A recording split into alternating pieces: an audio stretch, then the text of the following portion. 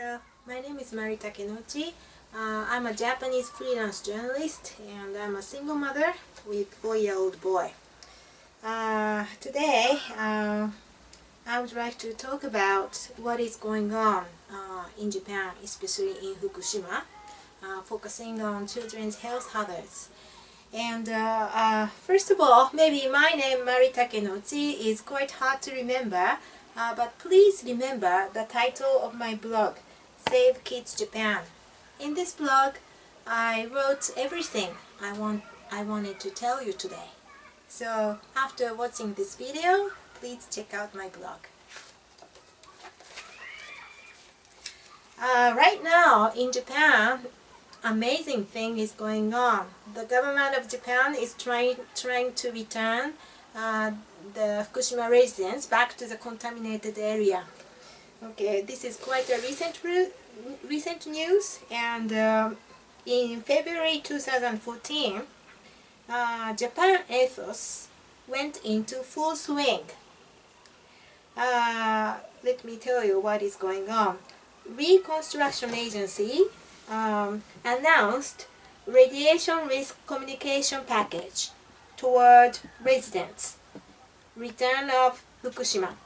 Okay, so as I said, this agency, along with 10 other government agencies, they are trying to return the residents back to Fukushima.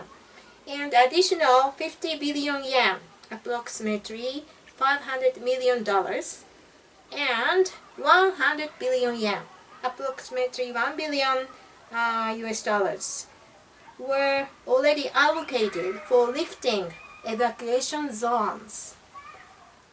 And also reinforcement of small number based risk communication based on Belarus ETHOS is going to be started. Let me tell you about ETHOS later on.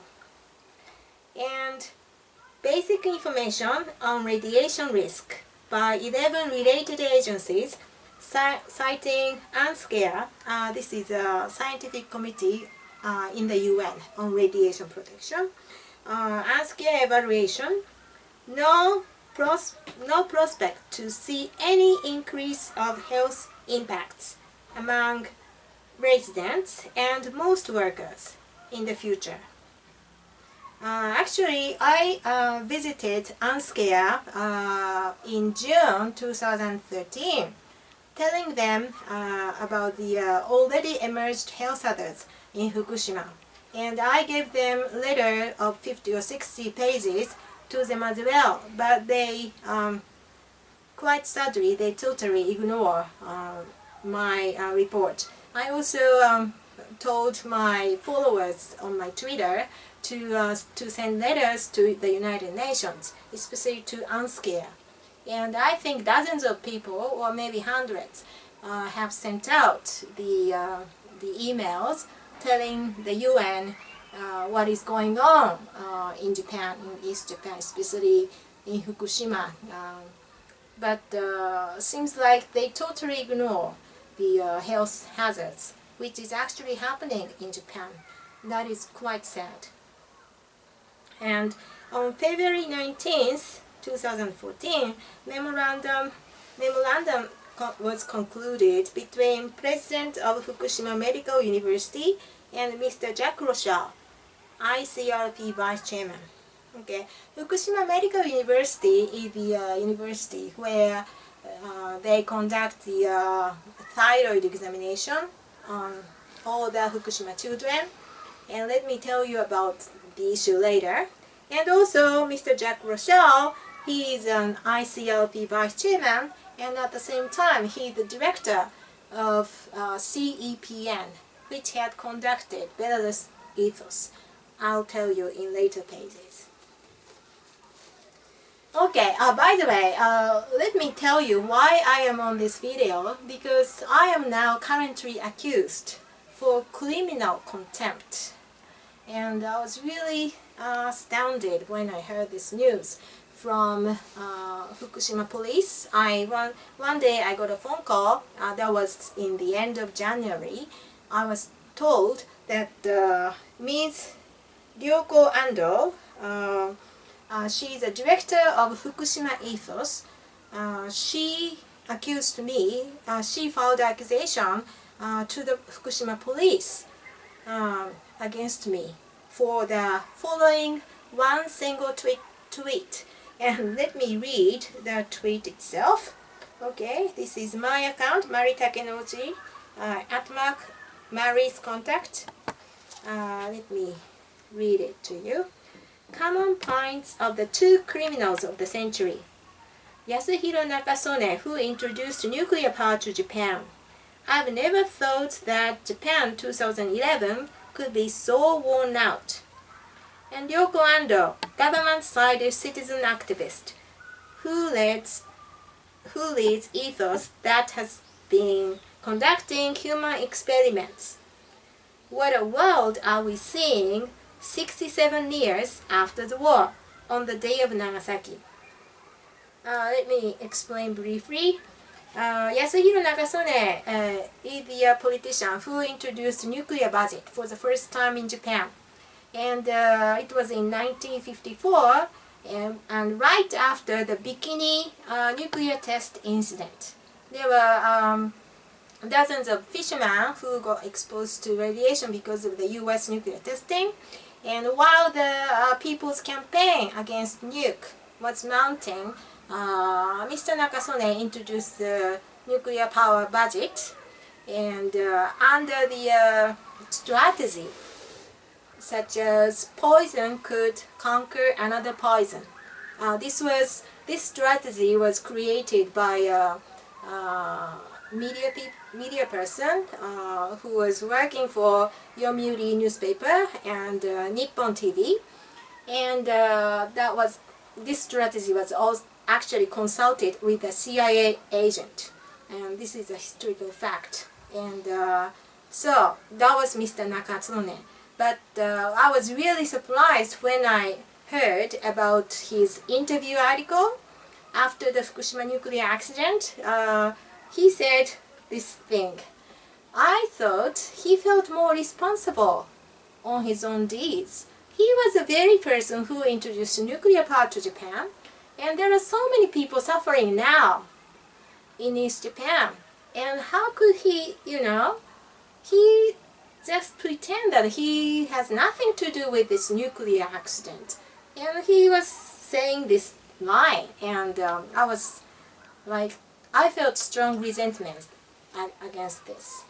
And also the same resentment I felt was toward Ms. Ryoko Ando, who leads ETHOS Fukushima, and she's telling the Fukushima residents that let's get encouraged and keep living here by measuring radiation, carrying dosimeters, and doing whole body counter or whatever, and let's find your own sense of security or something. But the best solution after nuclear accident is to evacuate. Especially the kids should be evacuated because they are much more vulnerable to radiation and they have no choice. Then the adults, responsible adults, should encourage children and pregnant women to get out of the contaminated area. But she is leading such a group, and at the same time, on the day of Nagasaki, she was saying this kind of thing.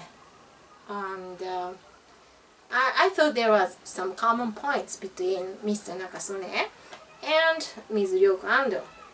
Oh, by the way, as you know, Mr. Nakasone was a former prime minister in Japan.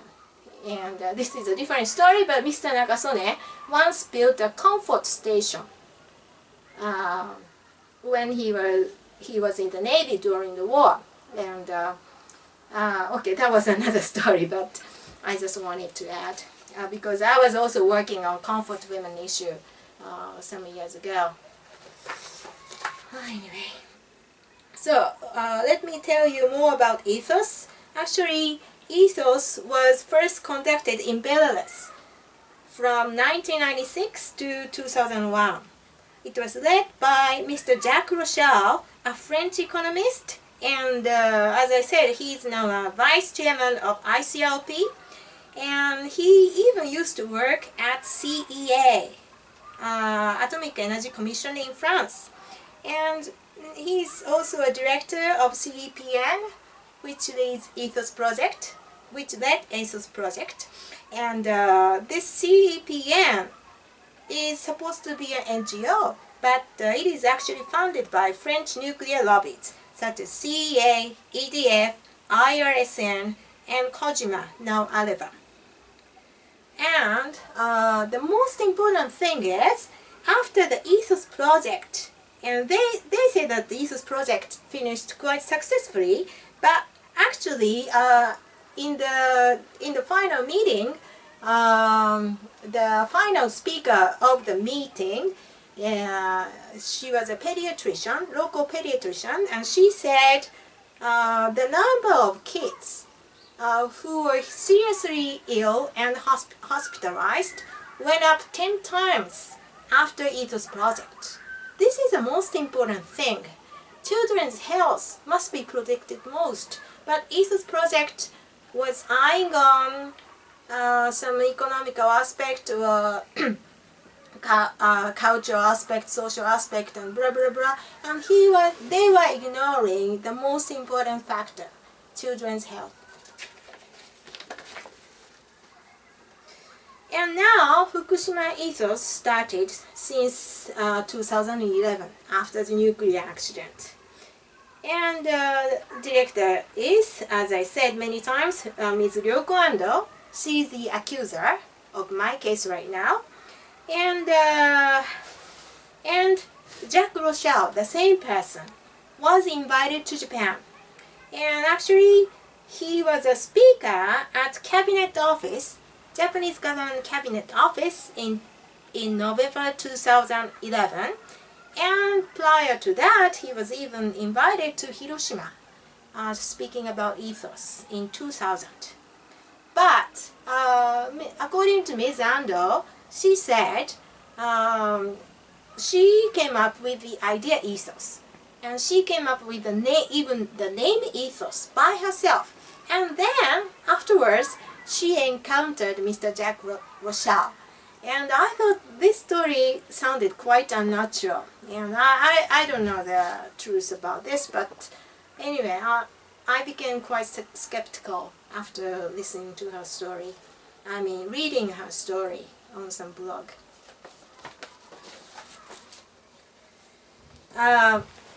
Please let me tell you why I think ETHOS is so problematic. Because ETHOS is relying on ICLP. And actually, I have the translation of ICLP, publication 111. ETHOS is based on this scientific knowledge. But let me tell you frankly, I believe ICLP is a fraud. It is not telling the truth regarding radiation protection. And it is not only me, there are many people in the world who studied about radiation and who opposes to the theory of ICLP. Let me give you some examples. Actually, I wrote about the ICLP in the following blog, Save Kids Japan, titled 5 Reasons Why ICLP is Wrong. And if you look at this page, you can see this video. Actually, this video was taken by Dr. Chris Busby, the leader of ECRR, which is critical against ICLP. And he once interviewed Dr. Jack Valentine, the former scientific secretary, which means the top of ICLP, for 20 years. And after he got retired, he said the following thing. This is not the exact wording, but the meaning-wise, it is the same. Let me read. ICLP may have underestimated the internal radiation effect by 100 times. I think this is a very big scandal. ICLP is considered to be the world standard for radiation protection, but the former leader of ICLP confessed that ICRP's estimation of the internal radiation effect was 100 times lower than real. And but I was quite surprised that there were some ICRP related meetings in Japan after the Fukushima accident, and I found the following word in 2012. ICRP considers that for a given radiation dose, the same radiation risk should be expected whether radiation is from outside or inside the body. I think this is really a scientific fraud. Even an elementary school kid would understand if a poison is outside of their body or inside of their body, which would have more impact. Of course, if you take the poison inside, it will have more impact. But ICRP totally ignores this fact. Okay, so this is a scientist and doctor I respect most, Dr. Yuri Bandrzejewski, and you can see him in a film called Controversies Nuclears by Vladimir Chertkov.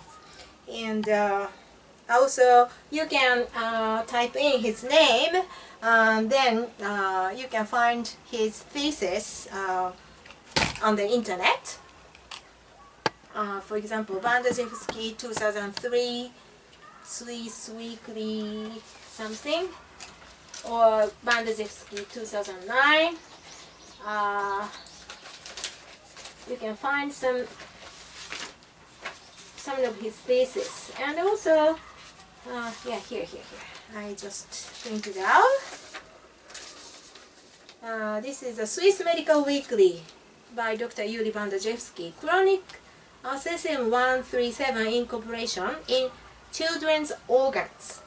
This is quite important because children get higher concentration of cesium in their organs compared to adults. According to him, 2 or 3 times higher. He's a pathologist as well, so this is quite an important finding in his study. And also, there are both English and Japanese version. This is a proceeding of 2009 ECRR conference, Lesbos, Greece. And Dr. Bandrzejewski reported his finding in here as well. So please check out his papers on the internet later on. And the most important finding of his study is that 10 becquerel per kilogram of cesium incorporation in the body starts causing heart abnormality. This is quite a very important finding, and to deny his finding, somebody has to do the same experiment, otherwise nobody can deny it, and he's the only one who conducted the such study. And yeah, we really have to pay special attention to this finding. And he also continued, ICRP standard of 1 millisievert equals 30,000 becquerel per body is not safe. I really think so. I don't know how they convert 1 millisievert to becquerel like this number. And as I said, this is an internal dose thing, and this is quite a scientific fraud once again. Okay, so now the Tokyo University, Japan's top university, is conducting a whole body counter study. And this is led by Professor Hayano and Dr. Tsubokura and other people. And actually I've been sort of arguing with Professor Hayano right now on the internet. Sorry, but they are only in Japanese, so maybe later on I will do some translation and what is going on. But anyway, Professor Hayano is saying that most of Fukushima residents are under 1 millisievert, so they are safe. after conducting this study. But as I said, ICRP standard is 1 millisievert equals 30,000 becquerel per body, which means if the person is 60 kilogram adult, 500 becquerel per kilogram. Please remember, low-level radioactive waste level is 100 becquerel per kilogram. So it's already 5 times. How can a person live a healthy life if the person's body is 5 times as much as radioactive waste? It is really nonsense. And by the way, 500 becquerel per kilogram is the current Japanese food standard. This is scary as well. And actually, I met his colleague Dr. Tsubokura in Okinawa in 2011 when he visited Okinawa as a lecturer. And he was emphasizing how safe it is in Fukushima. And so during the question and answer session, I asked him whether he read Dr. Bandazjevsky's paper, and surprisingly he said yes, and he knew about the theory 10 becquerel per kilogram is causing heart abnormality after Chernobyl. And he confessed that, oh, what can I do? In Fukushima, I feel really worried and troubled, such kind of things. But actually, after that, he wrote this whole body counter thesis, which is spread worldwide. And in the conclusion of the thesis, Fukushima people are safe. So he's having this double standard thing, and I want to ask him why. So this once again, this Mr. Jack Rochelle, ICRP Vice Chairman and also the leader of ETHOS project in Belarus, he wrote a letter to Fukushima ETHOS, Ms. Ryoko Ando. And he said such kind of thing. 20 millisievert per year is a good news. But this is contrary to ICRP recommendation 1990. According to 1990, the population in the public should be exposed to less than 1 millisievert per year. So why is it a good news? And also he said this thing in the local Fukushima TV. He said mothers wouldn't understand science. 20 becquerel per kilogram food is okay. But I think Mr. Jack Rochelle doesn't understand science. For example, this one is the Japanese food standard before and after the accident. Actually, before is the actual figures after the measurement of the food. And the bottom line is the average food contamination. That was 0.07 becquerel per kilogram before the accident. And after, the food standard became up to 100 becquerel, it's okay. Most of the food is 100 becquerel. How can a child take it? Even adults, this is too risky, and especially for children, this is nonsense, I think. And also in this ICRP 111, there is a graph like this. Like if you eat 10 becquerel per day, how much cesium will be incorporated into one's body? This is a line. And it will be more than 1,400 becquerel. And this 1,400 becquerel per body means even for 70 kilogram adult, it will be 20 becquerel per kilogram. This is a dangerous level for heart anomaly. So I really hope Mr. Jack Rochelle would take a look at this video and rethink about what he's saying and he should study science. He should study Dr. Bantashevsky's paper, I really believe. And this is the most important thing. In Fukushima, what's going on? Actually, Fukushima kids are at risk. There are 75 thyroid cancer and suspected cases, and some with even lymph node metastasis. I heard about this from a Fukushima mother. Her friends, who is also a Fukushima mother, had a child.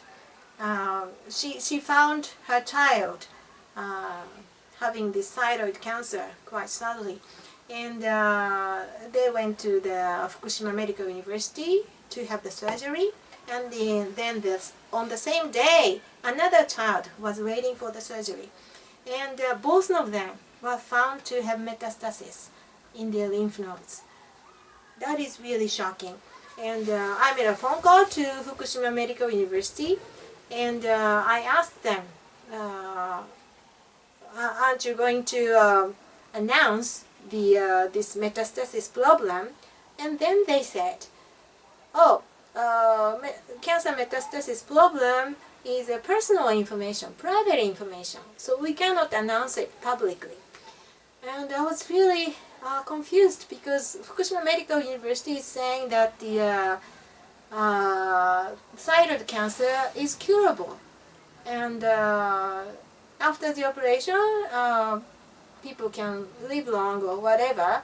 But if there is a metastasis, the thing is totally different. Okay, so this is the very important paper which was released after 2011. It was approved on April 26, 2011, and it was edited by Janet Rowley, University of Chicago. And the title is Gain of Chromosome Band 7q11 in Papillary Thyroid Carcinomas of Young Patients is associated with exposed to low-dose radiation. This is so important because those who got thyroid cancer from radiation exposure had alternation of this 7q11 gene band broken into 3 pieces. Usually it gets broken into 2 pieces. It gets separated into 2 pieces, but 40% of the kids who got exposed to radiation and had thyroid cancer got this alternation of the genes. But for those who have not been exposed to radiation and the thyroid cancer, there was none. Such kind of phenomena was found none among those who didn't get exposed to radiation. So this is quite a very clear index whether the thyroid cancer was caused by radiation or not. And I asked the Fukushima Medical University, why don't you conduct this gene test, and don't you have any plan? And they said, no, we are not going to do that. And I asked the same question to some famous thyroid hospitals in Japan, and their answer was the same. I really don't understand. Why don't they try to find out the cause of thyroid cancer? And if the cause is found, like if there were some children who got this 7q99 gene band separated into 3 pieces, then we can tell that, oh, this thyroid cancer was caused by radiation. Then we have to relocate the kids out of Fukushima. But the government and the doctors do not have any intention to find out this cause, and I really don't understand what they are aiming at. And not only thyroid cancer, leukemia is emerging in Fukushima right now. And quite strangely, government of Japan stopped taking statistics of leukemia after the nuclear accident. before the nuclear accident, they were taking the statistics, but only after the accident, they stopped statistics of leukemia in Fukushima and in south of Miyagi. And this another thing is quite shocking to me. One ETHOS supporting scholar, his name is Mr. Nobuhiko Ban. He's a professor of Tokyo Health Medical University. He was actually an expert of leukemia development. He once conducted an animal experiment using mouse, and he found out that only 1 or 2 years after exposure to radiation, aging of hematopoietic stem cell and alternation of SFPI1 gene occur, which causes leukemia only 1 or 2 years after the exposure. This is such a very important finding, and I really don't understand why he still keeps saying that it is safe to live in Fukushima, even though leukemia children started to be found in Fukushima, and he knows such kind of mechanism in gene level. And why can't he let the Fukushima children be exposed to radiation? I really don't understand. And even in Ibaraki Prefecture, heart anomaly rate is rising according to the contamination. I found this chart in a blog made by an Ibaraki NGO citizens group person. And Ibaraki is just south of Fukushima. And this prefecture conducts electrocardiogram test for junior high school kids, and that's how they came up with this data. But anyway, I'm really worried about Fukushima children. I really want the Fukushima children be evacuated as soon as possible.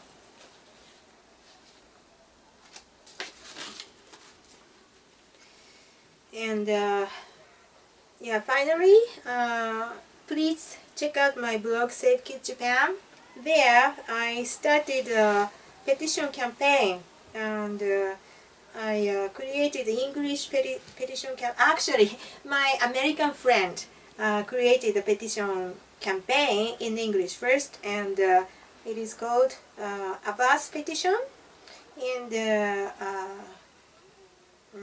this is a URL, bit.ly/Mary Takenouchi.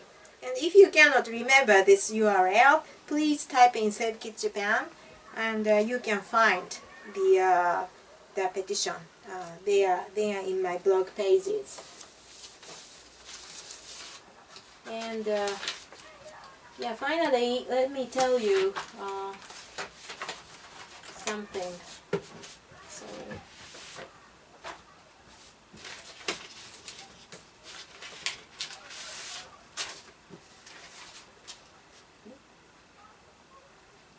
ごめんね、私これ言ったっけ？あ、いえいえ。言った。あ、ごめん。Okay, finally let me tell you something. This is a report published by United Nations Office for the Coordination of Humanitarian Affairs, OCHA. The title is Chernobyl, a Continuing Catastrophe. It was published in 2000. And I was really surprised to find the word by Mr. Kofi Annan, the former Secretary General of the United Nations. He says as follows: 3 million children require physical treatment. 3 million children require physical treatment after Chernobyl accident. We cannot find this kind of figure anywhere. in IAEA or UNSCARE reports. And why aren't they telling the truth? I was really shocked to find this report. In the United Nations, there is some pressure to hide the truth of Chernobyl and Fukushima, the real health hazards of Chernobyl and Fukushima. And people in the world should wake up to see this fact, and we should stand up to raise our voice to save children's lives in Chernobyl and in Fukushima. I'm a freelance journalist, but before that I am a mother, and I really can't tolerate this fact, what is going on in Chernobyl and in Fukushima and wherever. We really have to give helping hands to the people living in contaminated areas. Thank you very much.